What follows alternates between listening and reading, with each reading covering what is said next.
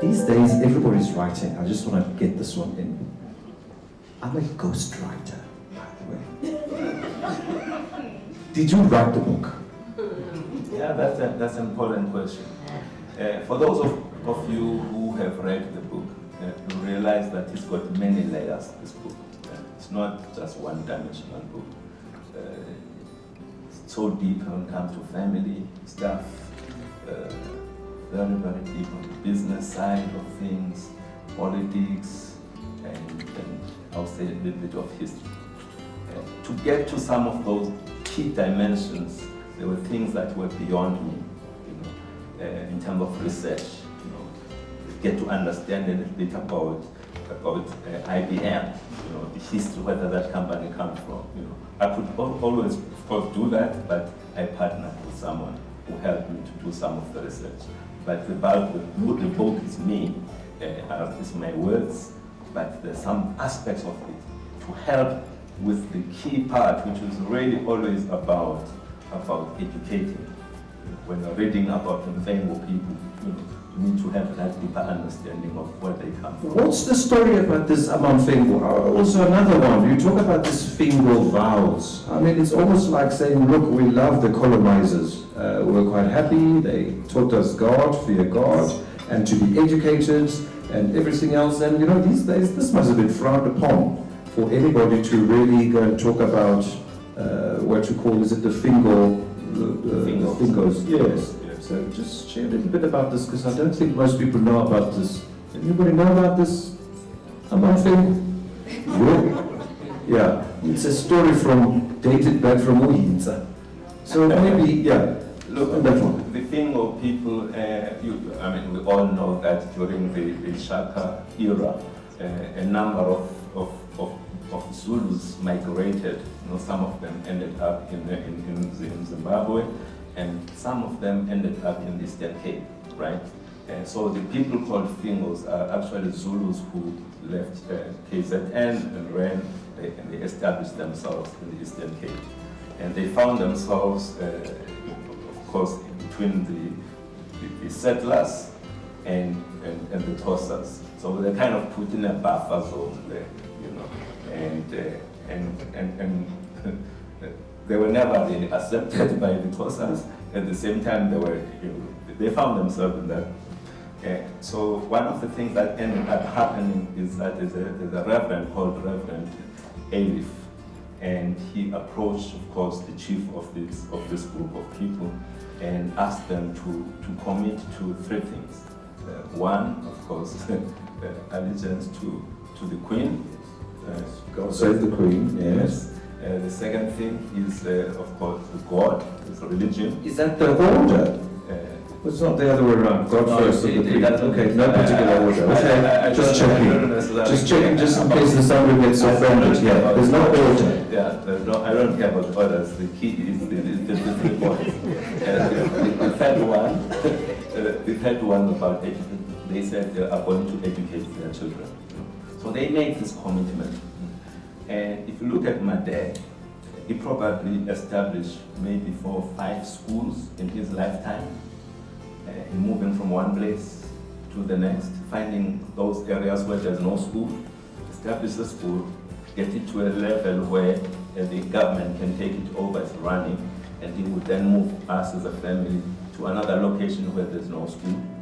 That is the commitment. When they made that commitment in the 1800s, his grandfathers, they made a commitment to educate themselves and educate and help lift up of course, the rest of us, the black community. So it comes from that. That's why you speak so fondly about it.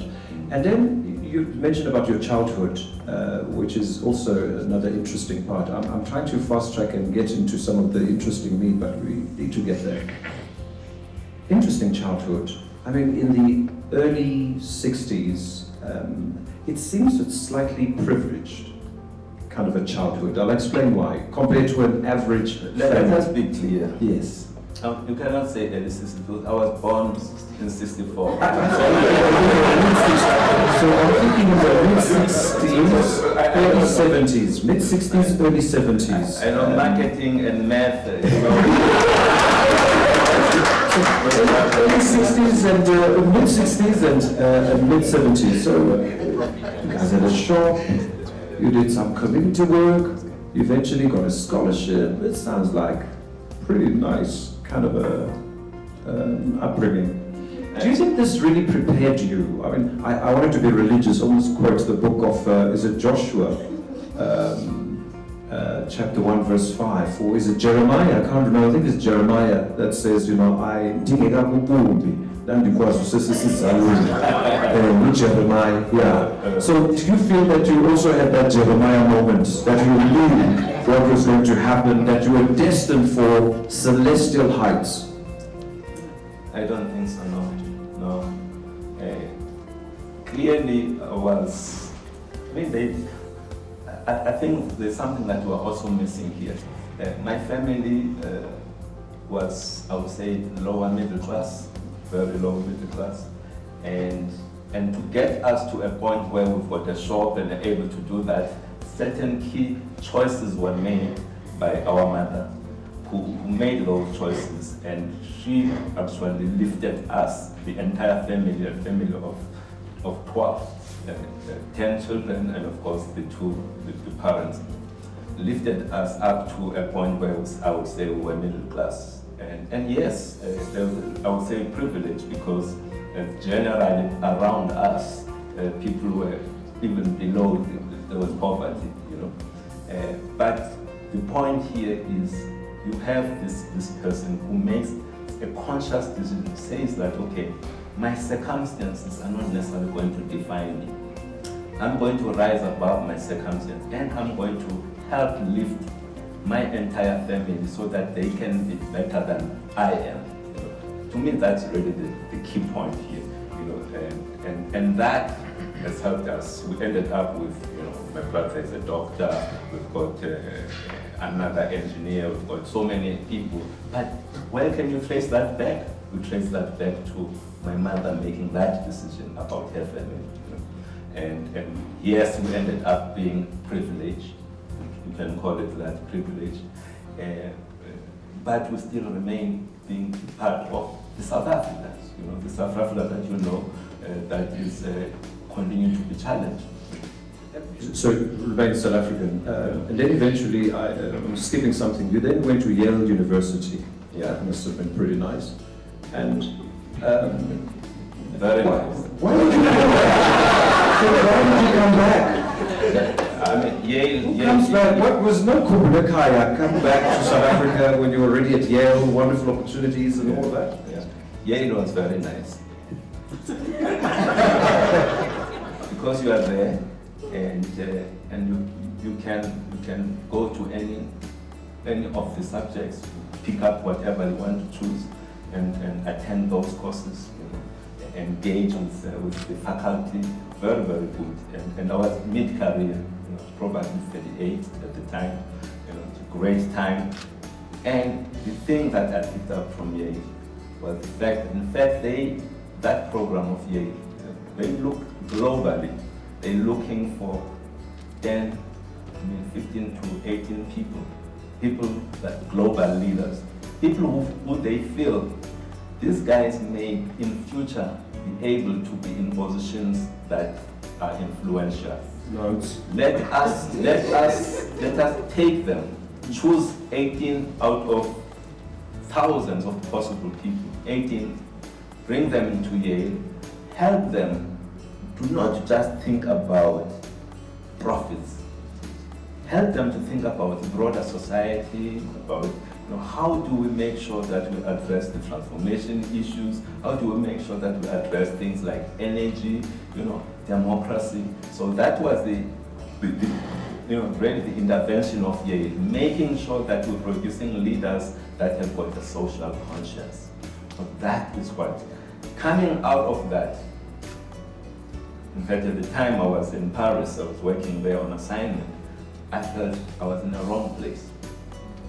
I needed to come home to start to come and apply a number of the things that, you know, I was exposed to at Yale. So that's really the whole point of coming back home. Okay, maybe just to... I would have chosen to stay, I mean, You know? Yes, It looks like you are not. No. I'm very convinced it's good money. You know, it was worth it.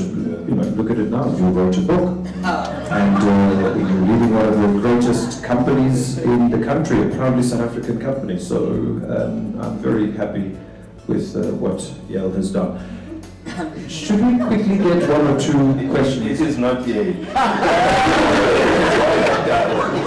You said they chose, but you applied, of course. You said you applied, you're coming back was your choice. Yeah, yes, it was my choice. It was my choice, yeah. But the things that I'm doing now, it's got nothing Not to do yet. with Yale. Okay, just double checking, okay. In case you get confused. Okay, no, so it's not yet. Yeah.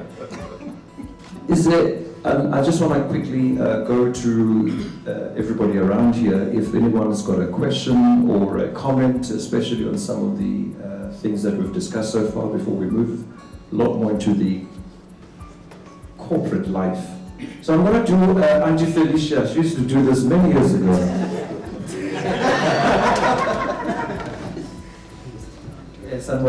Someone. Yeah. Okay, so I've got two questions basically. So Can you just have one? Okay, fine. All right. Okay. You're a mechanical engineer. Yes. And like I'm also a mechanical engineer. Yes. And I just want to find out like what were your reasons to how long you practiced and what were your reasons to like switch from being like all technical, and how did you do that whole transition from technical to business? Yeah. Okay, I did my mechanical engineering in 4 years. It was a good thing to do it in 4 years at that time. I think now you are allowed to do it in 8 years. But during our time, for me, I wanted to do it in 4 years. I did it in 4 years. So coming out of that, I practiced with Afrox. They sponsored me. I got a scholarship from them. I worked for them for 7 years. As I was going through that process, I realized that yes, you can be a great engineer, but the decisions, are not necessarily being made by us. The key decisions about the company. And that's why I then decided, in order for me to prepare for moving out of engineering, I need to have a little bit more understanding about business, and I enrolled for an MBA. So I did that with First Business School, and from there I started my move out of engineering, because the key was to have an impact. You can be a brilliant designer, but if you are not making the key decisions, you're not going to make the kind of impact that you like to make. I'm not saying there's anything wrong if you choose to be there, being an engineer, but for me, it was not something I wanted to have an impact. So that's what I did, and I slowly moved out of engineering. But I'm still, even today, I'm using the base of engineering, which is problem solving. We may be dealing with companies that are not performing. How do you get to understand what are the things that you need to focus on? Now employee have been just asked to turn around this specific company. How do you make a decision? How do you get to that point? So the training of engineering, how to come up quickly to the root cause. What are the root cause of the problem? And then coming also with solutions. So those two capabilities come from engineering. What I was missing though was the people side of things. Because if you want to be a leader, you can have all of the great problem solving, but if you lack understanding how to manage and lead people, you will not go anywhere. So that's the area of weakness that I had, and I've been working on building that. Makes sense? The reference of your book, Yes. Mteto Nyati, Yes. has reference to a certain extent to the opportunities created or given to you by Bill Greenfield. Yeah. I don't want to talk about Northern Globe.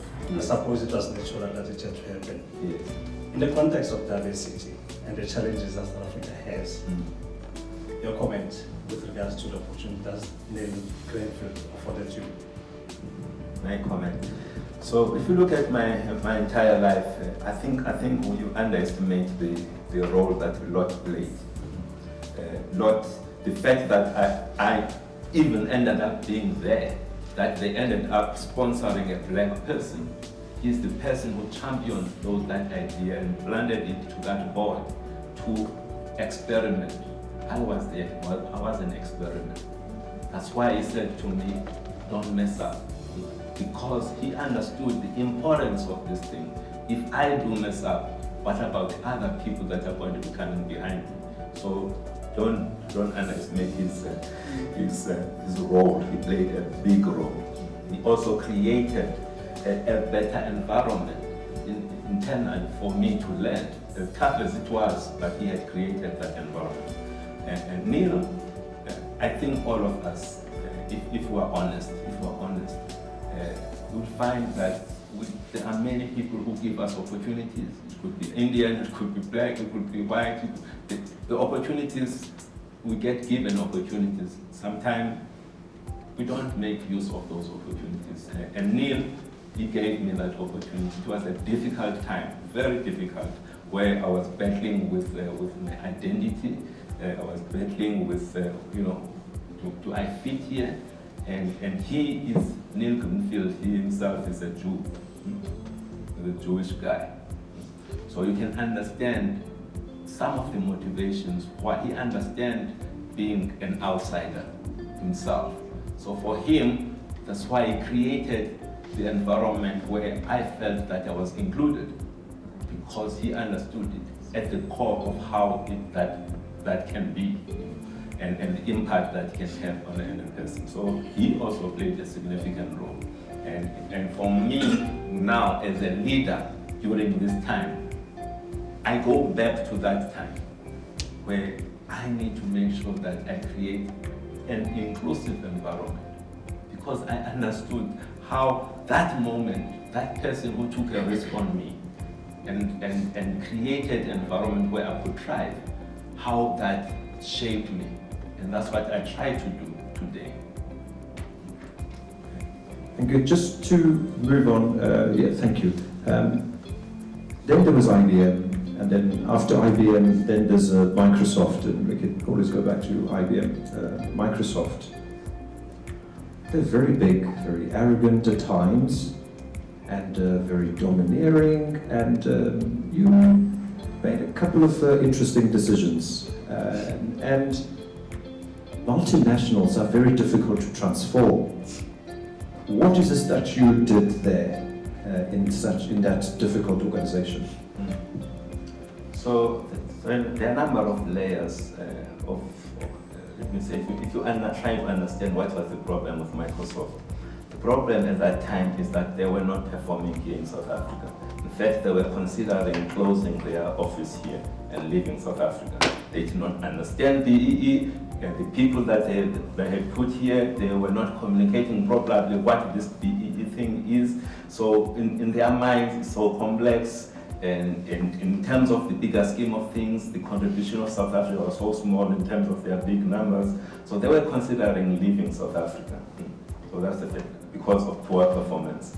The government of South Africa at that time had made a key decision to go open source, meaning we are not going to use Microsoft products as a policy of government.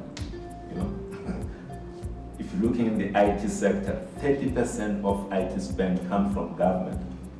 And if that is not available to you, that's a big problem. So that's the second thing. They had put a leadership team which they decided to get rid of. When I landed there, they'd fired 70%, 60% of the leaders. So you're coming in an environment where there's so much confusion. People, they don't know what happened to their leaders. Their leaders just disappeared overnight. So that's another thing. So when I looked at that, that's when now your engineering comes. you come and try and understand how you go about doing things. Most of the time, what we do as leaders, as black leaders, we go in we don't go with an agenda. We're trying to fit in, we're trying. There is a reason nobody has done any favor. I was not done any favor by being appointed in that role. I qualified. So because I qualified, I decided to go and drive a specific agenda. And I had recently come from Yale, where I was saying that we need to make sure that the companies or any organization that you work for, it needs to align with the priorities of the country, right? So it was, to me, a great environment for me to practice the stuff that I had read there. And of course, if you, the big problems most of the time is how you communicate back to headquarters what is required. And packaging all of that and communicating to the right people.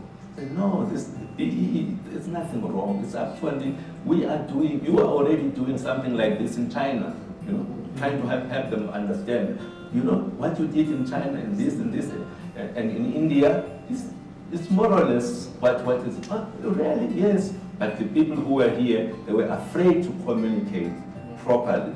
Once they started to understand, I got huge amount of support. No, we can do this thing. But what is important is to also get there, what I call a sponsor. Somebody who is close to the key decision makers, who is going to continue to be saying great things about our country. So I took the time to go and identify who this sponsor is going to be. And you go and sell yourself to the sponsor so that he can understand and be the champion for you. When you are out there, because they are thousands of miles away, you needed that. So to cut the long story short, we also, one of the things that I fought with Mteto at the time was the whole notion of BEE, where I felt that we had a very, very strong focus on ownership, when in reality we should be looking more on enterprise development and also skills side, and very, very strong. I mean, I think that's probably when he remembered me during that time when we were having those debates and discussion. In fact, I felt that it's actually a wrong thing to be giving people ownership in black, in white owned companies just like that. Okay, that's my view. Yeah, just drop the bomb. Yes, I'm dropping it deliberately so that we can have a discussion. Yeah. We need to have those otherwise why are we here? Yeah. So then that's where I had an opportunity to practice what I was saying, that we need to find people who are entrepreneurs, who are passionate about the space that we are in, but they just maybe lack the opportunity or the financial resources to grow their companies to become large companies. So we identified those partners and we supported those partners. It was a different kind of BEE, very much supporting entrepreneurs over a period of time. It was a 7-year commitment, marriage of 7 years. Okay. Well, when you move, once you've been included, you also don't move with the team, which happens to many executives. They always move with their A team. You tend to move alone. Is that a deliberate decision? Yes, it and is. You then go and start. Yes, it is. Just help, because this is so important, because really people tend to move with the A team. This is, I want to arrive there, I want to have an impact, I want to hit the ground running, and I don't want, want to get rid of that leadership that's there. I remember Bruce Whitfield, I'm sure you know Bruce. Yes. Yeah.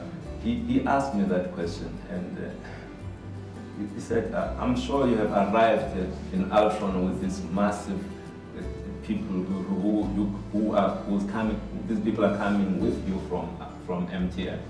I said, no. I've arrived alone. I said, why? I said, the problems that are found in MTN are completely different from the problems that I'm picking up here in Altron. So to go and take those people who were appointed because of specific things that were required in that environment. To try now and bring them in this environment, it makes no sense. So that's the first thing. The other thing is I've got absolutely no problem with MTN. If now I'm going to be taking people from MTN, I'm actually destroying that business. It's just that, no, they are going to think that there's something personal. No, that is not me. I'm not going. I need to understand what is the problem here. Look for the best people in the market or within the organization that we can use to try and address the problems here. And that has worked for me. And MTN, was it very empty? Was the M very empty? Or was the N of Nyati the empty part? We'll come back to that. There was someone here who had a question.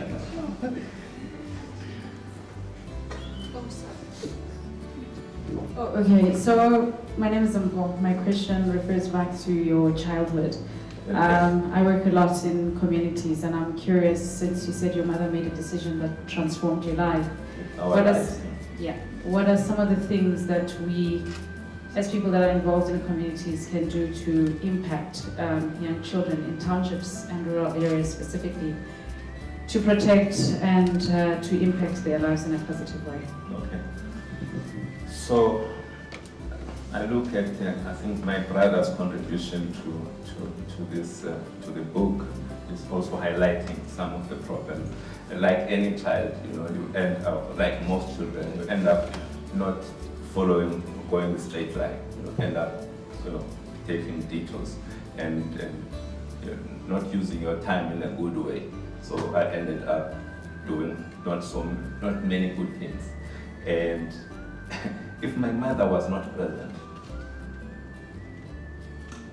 by present I mean being present, understanding and looking and examining things, she would not have picked up all of these wrong things that I was doing on the side. I had a mother that was present. I know for sure that in our environments it's not always possible for us to be present and make sure that we look after our children. But I'm saying, take the time. You come back from work now, coming back, take the time to spend some time with your child, with your children, understand what happened during the day. Those small moments, those you can pick up so much about what is happening in a child's life. And she literally shifted me back on track. I was completely off to put me back on track. In fact, she even sent me to a boarding school, which was, I thought it was more like it's like a prison, really. But that's what tough love is. And look at us today. We have moved away completely from, most of us grew up in a tough environment, and we say, okay, we want to make sure that our children do not experience the same things as us. But it's like we are moving from one extreme to the next, and you end up with a child that you have not shown them, I guess you know what I mean. And those children now finding that they are battling to deal with the challenges of life. And we start to see the situation that we're seeing, suicides and this and drugs. It goes back to, I think we have moved way. We need to go back to the middle. Love your child. Yes, you have to, but hey, tough love. It's the same thing that I have with the people that are reporting to me. I'm sorry, some of them are here, but tough love, they understand the feedback that I give them, Tough love. Let's not abandon our responsibility as a society. I think that's the message. Let's not outsource parentalhood. I think that's outsource it to TV. Yes, exactly. Or to all these fancy gadgets. And yeah. Is there another question? I know you this side. Oh, they are all here. I feel like there's a question that we're not asking. And so you have the mic was asked. As an organization, BMF is helping punters, leaders already in the industry We have a 30% unemployment rate in this country. The question is, how are we impacting those people? I understand the statement around scale through books and stuff, but are we doing enough? Because I feel like we are doing what I call, and excuse the very unorthodox statement, intellectual masturbation. We all get it as smart people. It's 30%. Yeah, interesting one. Well, let it sort of simmer a little bit. Another one. No pun intended. Good evening, my name is Fila. With your technical background, your MBA, and the broad network you acquired over time, have you ever considered going into entrepreneurship?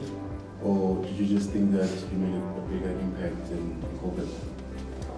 Okay. Look, my memory is not the best. Yeah, no, I won't take more. But this one, that was a very beautiful, sensual,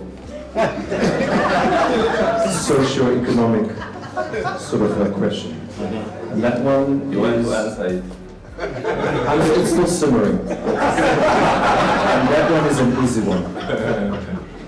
Okay, so I think the question we're answering is what is it that we're doing with regards to this high unemployment rate? And again, if you double click on that 29% unemployment, you'll find that almost 60% of those people are young people. You know, let me just take one step back. People would ask the question, here is this black guy. Is going to take over this company that is making losses. That's Altron. That was 3 years ago. Making losses. And this is a white monopoly capital. That's how I think you guys will say it. White monopoly capital. Why would he do that? I go back to your question of this huge unemployment. Now I'm in Altron. I realize that 65% of the people who are in Altron are blacks. 65%. And of course the rest is Indian, colored, and white people. So assuming that now this company goes under, right? Who are the people that are going to be affected the most? Okay, so if you know math, I know I'm not going to. It's not a strong point. You realize that it is us. It's us, the people who are going to be affected the most. So that's the first thing. What is my point here? My point is we need both the established businesses have those continuing to run and running properly to employ even more people. I highlight in the book that one of the first things that I've done is they're coming in was to get rid of some people. I'll say almost all of those people are white people. It's not. Just at the senior level, it's really, yeah, it's not. No, it's not. I'm targeting white. You know, we had to fix the people at the leadership level there. So we went down a little bit in terms of hiring, but now we're almost 1,000 people more than the people that are found in the company. So what is my point? My point is we need to, these companies, in order to start to address this question of unemployment, let's make sure that the companies that are existing, they continue to exist and grow. So we need that. I then look at my time within Microsoft. I was asked the question after 2 years of our headquarters looking at the performance of the company. They asked the question, hey, this is great performance, you know, growing. How do we make sure that we continue to grow like this? What do you think are the things that are going to stop you from growing at this rate? I said the availability of skills. lack of skills in our market is going to help, is going to create a problem. Okay, your constraint is going to be people. Yes. And like good managers, they said, how do you plan to address that? They are not coming with it. They are asking me to come with a solution. And that's how good managers do things. So, having reflected on it and having listened to what something like 8,000 partners of Microsoft in South Africa, some of them employ only maybe 5 to 10 people, others 1,000. When I look at those partners, all of them are complaining that they shortage of skills. So we decided to aggregate their demand of skills and find that there were maybe 3 or 4 common types of skills that they were looking for. And we embarked on a project as a company, Microsoft, of recruiting unemployed people, bringing them into this program, training them for a specific, we now know what they want. I'm telling you, after 6 to 12 months, they were being grabbed, all of those young people just like that. So in the 4 years that I ran that program, we placed 9,000 of these young people into our channel. What I'm saying is that we always complain, we like to complain as business. Instead of accepting that this is the reality of South Africa. The reality of South Africa is that there are no skills, but it doesn't mean that the people that are there are stupid. Through small interventions, you can make those people to be able to come in and add value, which is exactly what we did, and this is what we are now doing in Altron. So that is how but it cannot just be us. We need to have many other companies doing exactly the same thing. Yeah. And then the bigger sponsorship, entrepreneurship. Have you ever considered of becoming an entrepreneur? So yeah, this is another question that I get asked. It's either this or why are you not working in one of the SOEs? Let's not go there. Yeah. So I say that as leaders, we need to. There's one thing that we need to understand. You need to understand yourself. Self-awareness. You must be self. You must know the things that you are good at and the things that you are not good at. So I grew up looking at my mother, who was an entrepreneur.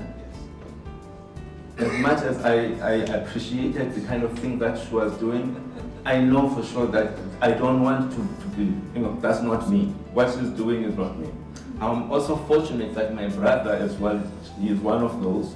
And I look at the stuff that he's doing, I know that for sure it's good for him, but that's not me. So you will need to stay in your little lane. So my lane is I am good at taking things that are average, nice, and then make them nice to be great. Yes. Yeah. So you have the question, I think. Hello, hi, my name is Musaba. So I had a question which you answered on the whole being multinational. Yes. Now the one that I have is that my wife also sits here next to me. Yes.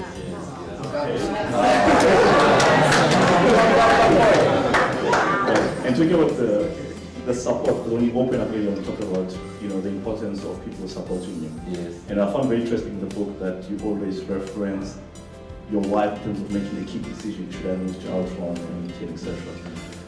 And because you left us wondering, can you elaborate a little bit in terms of her role and the importance of her role in making you, and also as black men who are husbands and have women supporting us in our careers, etc.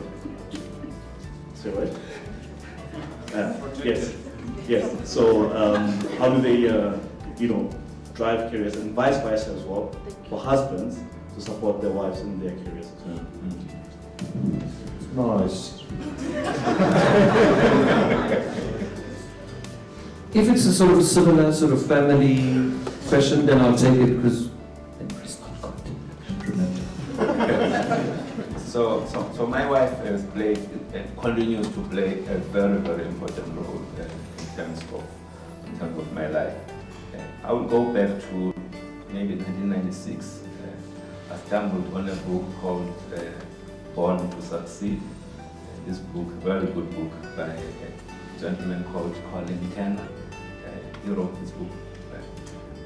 The few things that I picked out of that book was the value of having clear goals, not just in one dimension of your life, but in a number of dimensions of your life. You look at your health, have short, medium, long-term goals around your health.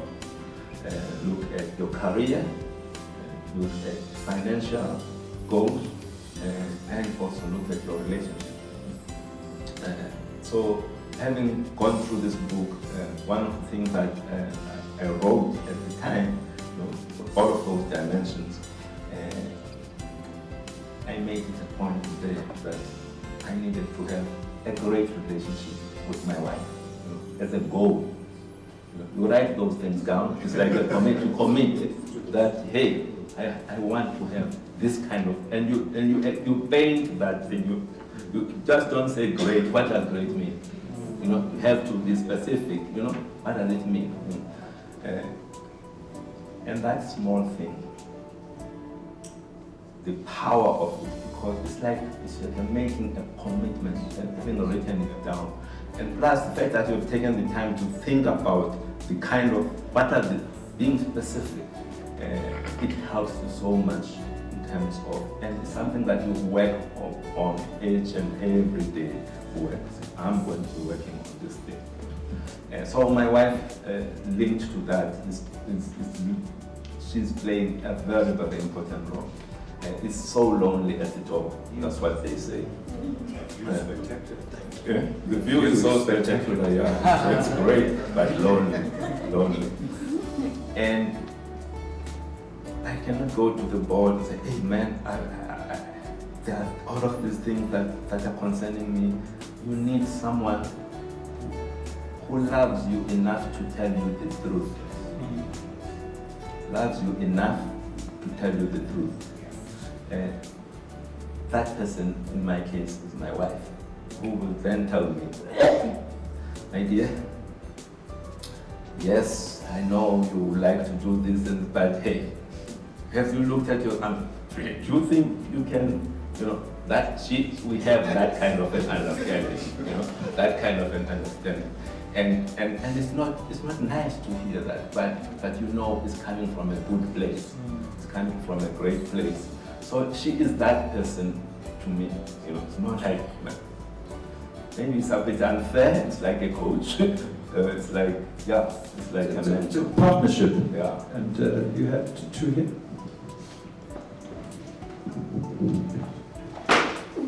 Good evening. My name was Ovatiswa. My question is around, you spoke about self-awareness just now. Yes. And part of the title of this session talks about inclusion. Yes. Now, because of the history of this country and of us as a people, we are experiencing many firsts in the corporate space and across the world. We have a first black captain that bowled for the Darkie that won us the Rugby World Cup. Now, I wonder what goes through his mind, or like a person that experiences first when it comes to something that we term the imposter syndrome. What I want to find out from you, when you are included in the spaces, and maybe in some of them you were the first one to be there, everything is unfamiliar, no one looks like you. Did you ever feel that you had the imposter syndrome? Did you ever feel like you didn't belong and you doubted yourself and maybe doubted that you could do these things and keep these promises that, that for those people who gave you those opportunities? Thank you. Wow. That's a difficult one. I never felt like I was an imposter. No, I didn't. And I think that's probably one of the things that that I have, that I'm just me. You know, I don't try to be anybody else. I remember my previous boss in Microsoft. One of the things that he said to me when I was leaving is that you still have not taken me for dinner. All of the 6 years that I've been here, we've never had dinner. You know, maybe we're trying to ask what is the relevance of this. Everybody else wants to have dinner with this person, right? For me, I'm going to focus. I don't do dinners first, you know, because I need to do with my family. If he wanted breakfast, but he is not a morning person, so we just could not really find the right time. He's not a morning person. I have to be at home, you know. So we ended up never having. So I never tried to, you know, to be like anybody else who everybody's trying to. No. Well, that imposter thing is not something that is within me. Did I ever doubt myself? I think the other thing that is a driver for me,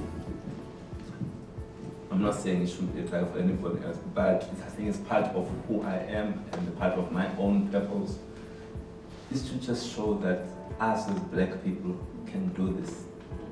You know? So the reason why, probably the thing that concerns me the most, that stresses me, is to make sure that I don't mess up. You know, it's something that, you know, whether you're looking at university, whether all of these jobs that I've done, let's make sure that we demonstrate that we can be the same or better than anybody else. None of us have got a monopoly for excellence, you know? And there's no one group that has got a monopoly for that. And I would like to demonstrate that through my actions, not just intellectual. Did you say intellectual work? You know, I'm not so good at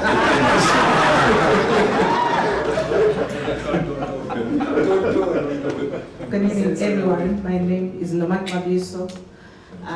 Thank you for this opportunity, Mteto. But the question that I want to ask, when I saw the book Betting on Darkie, one of the bookshops, I think it touched me because I'm very passionate about women empowerment.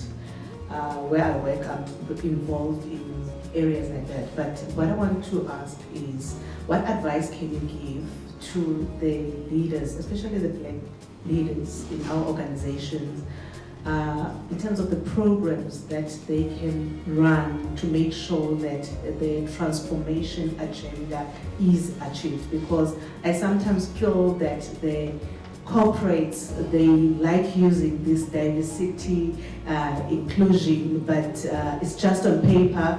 But when you look at numbers, we don't see the transformation. But what advice can you give to those leaders? Because it feels like sometimes they struggle, they are pushing, they are frustrated.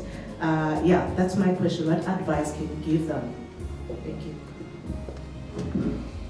This is based on my observations. It may be completely wrong, but these are my observations. We get given these roles. Instead of using the roles to do what, if let's say the role was given to a white guy, what that white guy would do with the role, we don't do that. We try and we don't have an agenda. If you know what I'm saying, we may pretend to be having, but in reality we don't have an agenda. If you don't have that, and you think that, hey, you have been done a favor by being given this job, so let me not change things, you know, plus I am so happy that I'm the only one around, you know. So when you combine all of those things together, you end up with us not being effective. But it starts from insecurity.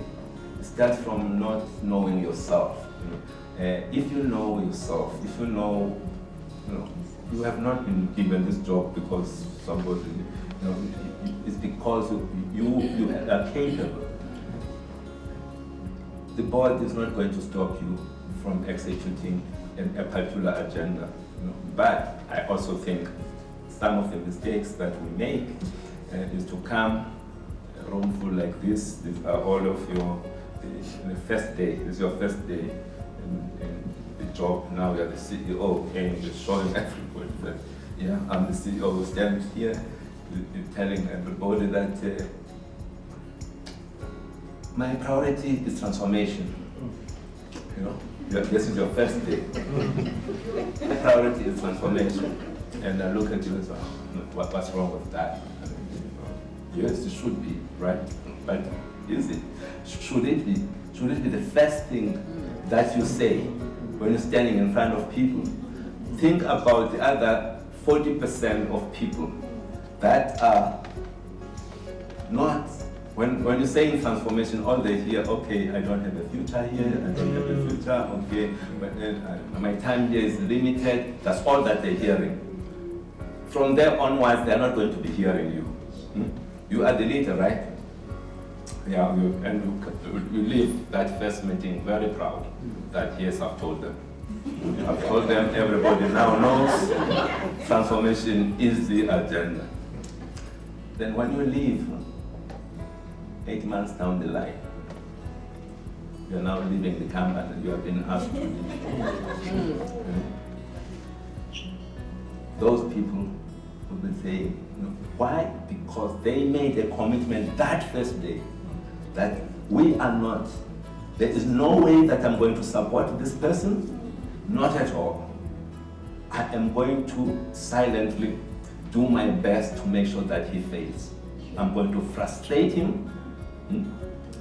It just started with that one mistake of not coming up with a vision that is inclusive. Yes, you have to do transformation, but make sure that you are doing it in an environment where each and every one of those people, they can see themselves, they are going to be part of this company. Let's build, let's create, let's make the cake bigger, right? So I think we make sometimes those mistakes, and we ask ourselves why some of us are failing. It's because of our strategy. We also need to look, yes, we're frustrated by whites, by Indians, whatever. We're frustrated by them, but it started, our approach was not the best approach.